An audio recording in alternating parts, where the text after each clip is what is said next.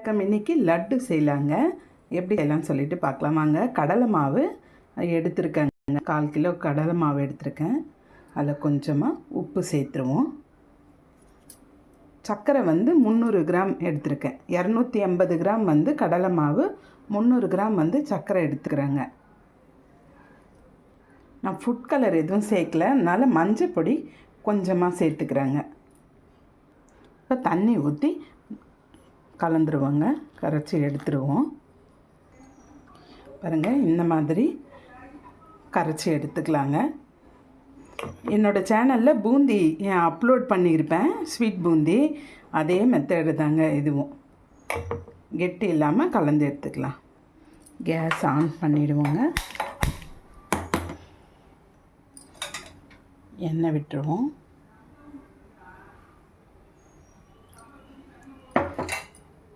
இது இடையில முந்திரியும் திராட்சையும் வறுத்து எடுத்துக்கலாங்க. ரெடி பண்ணி வச்சுக்கோங்க. நெய்யில் வறுத்து எடுத்துக்கோங்க. கொஞ்சம் நெய் நம்ம உருண்டை பிடிக்கிறதுக்கு வச்சுக்கலாங்க. ஒரு 50 ml நெய் யூஸ் பண்ணியிருக்கேன். எண்ணெய் காயறதுக்குள்ளே இந்த பக்கம் கடாய் வச்சுட்டு கேஸ் ஆன் பண்ணிவிடுங்க. 100 ml தண்ணி விட்டுருங்க. நம்ம ஜீரா காய்ச்சி எடுத்துக்கலாங்க. ரெடி பண்ணி வச்சுருவோம். கொஞ்சம் குங்குமப்பூ தண்ணியில் கரைச்சி வச்சுருக்கேன், அந்த தண்ணி சேர்த்துருவோங்க. இது கூடவே சர்க்கரை சேர்த்துருவோங்க. நல்லா கலந்து விடுங்க. சிங்கிள் கம்பி பதம் வந்துச்சுன்னா, சிங்கிள் கன்சிஸ்டன்சி வந்த பிறகு நம்ம பூந்தியை பொரித்து இதில் போட்டுடலாங்க. ஏலக்காவும் பிஸ்தாவும் வச்சுருக்காங்க, அது சேர்த்துருவோம். இப்போ பாகு சிங்கிள் கன்சிஸ்டன்சி வந்துடுச்சிங்க. இப்போ கேஸ் ஆஃப் பண்ணிவிடுவோம்.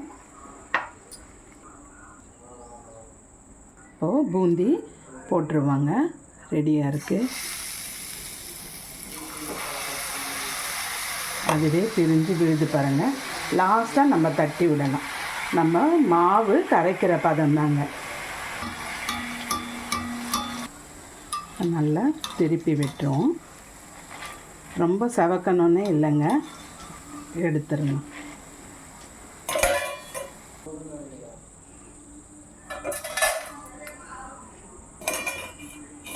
இதே போல் எல்லா மாவும் இதே மாதிரி நம்ம ஊற்றி எடுத்துக்கலாங்க பூந்தி.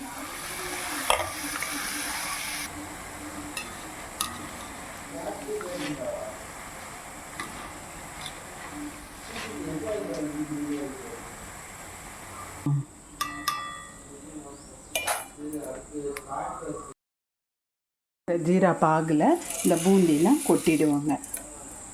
கொஞ்சம் நீளமாக இருந்ததுன்னா மிக்சியில் ஒரு ஓட்டி நம்ம உருண்டை பிடிக்கும்போது பிடிச்சிக்கலாங்க. நல்ல இந்த குங்குமப்பூ போடுறதே நல்ல கலர் கொடுக்குங்க நமக்கு. இப்போ வறுத்து வச்ச இந்த முந்திரி திராட்சையை சேர்த்துருவோங்க.